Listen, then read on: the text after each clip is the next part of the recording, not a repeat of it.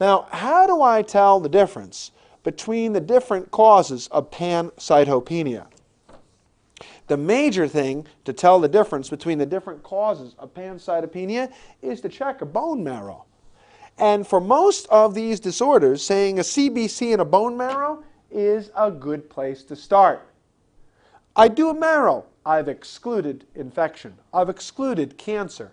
I've excluded lupus with an ANA and a B12 and folate, because in B12 and folate, the marrow is packed with cells. Well, how do I know what is actually in there unless I do a marrow? And the answer is that I don't. Well, a pancytopenia, it could be B12 and folate, but I get B12 and folate levels, plus the marrow is packed with cells. Well, I do a marrow, but I can't find anything. I do a marrow, and I find no etiology for the pancytopenia. And then I realize that we have a psychiatric disorder for the bone marrow. We have red cells, we have white cells, we have platelets. The white cells are broken out into B cells and T cells. The T cells can be CD4, which is helper cells, CD8, which is suppressor cells, CD34, which is the stem cell. We can have these other cells called killer cells, T killer cells. Antigens are presented to the T killer cell, and then the T killer cell attacks the foreign substance and removes it from the body. Once upon a time in the bone marrow, the T killer cell wakes up, looks at the rest of the bone marrow, and says,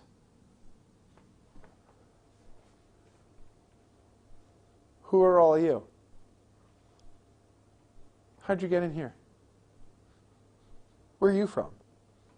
What are you doing in my bone marrow?" One day, the T killer cell starts to have an acute psychotic reaction. And the T killer cell can no longer recognize the rest of the cells in the bone marrow. So the T killer cell says, "You're not from my marrow. What are you doing in here? I don't recognize you, and you're here to kill me. You're here to hurt me. You're going to hurt. You're here to hurt me. What am I going to do?" the T killer cell says to himself. He says, "Well, I could help, but it's not me. I could suppress, but it's just not who I am. I think I'll kill." So the T killer cell wipes out the rest of the bone marrow, wipes out the reds, wipes out the platelets, wipes out the rest of the marrow, and causes a pancytopenia. Now, this pancytopenia, which is basically pancytopenia of unclear etiology, also known as aplastic anemia, is basically pancytopenia of unclear etiology. It's not primary cancer and infection invading the marrow. It's not drug, alcohol, or radiation effect. It's not a toxin, B12, or folate deficiency. It's not lupus. It's not sequestration. In sequestration, the marrow is packed with cells. In sequestration, it's not any of those things. It's not cancer and infection. It's not HIV and hepatitis B and C suppressing the marrow. It is pancytopenia of unclear etiology. One group of people, you identify a toxin, you stop the toxin, the bone marrow comes back to life. The other group of people have an autoimmune psychosis, paranoid schizophrenia, for the T killer cell. Now, there's two forms of treatment for this. One is 19th century psychiatry. If you're under 50 and you have a match, you should do a bone marrow transplant. And what I mean by 19th century psychiatry is take the psychotic people and kill them.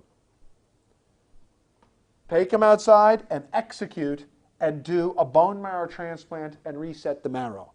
The marrow has to be allogeneic. How can you do autologous? You can't do autologous and transplant your own marrow into you if you got no marrow. Nothing from nothing, leave nothing. So you can't transplant autologous if there is no marrow in you. You have pancytopenia. Now, only 1/3 of patients fit this category. If you're under 50, over 50, or you have no match, you have to use medical therapy. If you're under 50 and you're over 50 and you have no match, you have to do medical therapy. Cyclosporine, which is basically an antipsychotic medicine for T cells. It goes to the T cell and reorients the mind of that T cell so that it's not psychotic anymore. And anti-thymocyte immunoglobulin. What if we take T cells and inject them into a horse? Why, the horse would take the thymocyte T cell.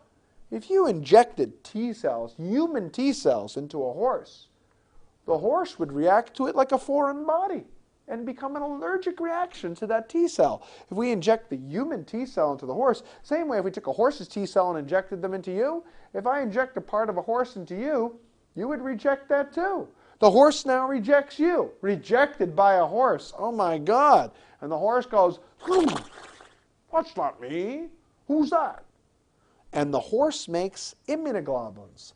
Anti-T cell immunoglobulins, also known as anti-thymocyte globulins. And these T cell immunoglobulins react just against the T cell and bring it out of circulation. And all of a sudden, the entire rest of the bone marrow comes back to life because the psychotic T cell has been brought out of circulation.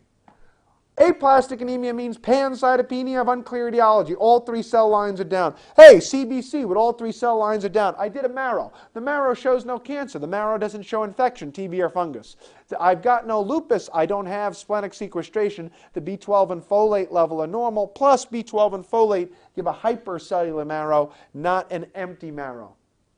Oh, aplastic anemia. I can stop the toxin. Woo! It's from benzene, and being a benzene taste tester in a carbon tetrachloride factory. Oh, let's stop that. Time to get a new job. Okay, oops, I couldn't stop the toxin. It's a T cell problem. If you're under 50 and you're matched, bone marrow transplantation. If you're too old to get a match, too old to be transplanted, cyclosporine, which inhibits T cells. That's why we use it for organ transplant rejection, and anti-T cell immunoglobulin, anti-thymocyte immunoglobulin, and that's the treatment for these besides the chronic transfusions. And that's the management of aplastic anemia, which is basically a psychotic disorder for T cells.